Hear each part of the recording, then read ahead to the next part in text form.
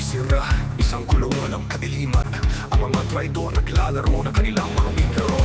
Sa mga batang naghahangad ng edukasyon, sa mga batang naghahangad ng magandang kinabukasan, ginagamit sila sa matala para sa kanilang sarili kapangyarihan. Walang pakialam sa kanilang mga pangarap, sa kanilang mga luha.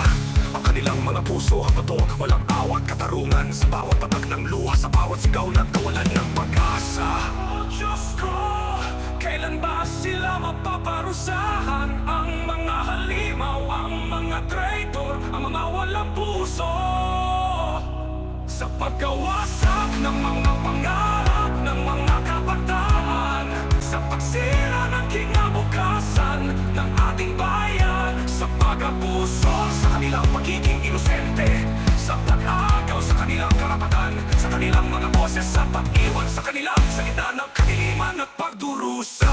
Ang kanilang mga salita nakakalaso, puno ng panlilinlang. Ang kanilang mga kilos nakakatakot, puno ng pagmamahal. Naghahanap ng kapangyarihan sa bawat sulok, sa bawat boto, sa bawat salita.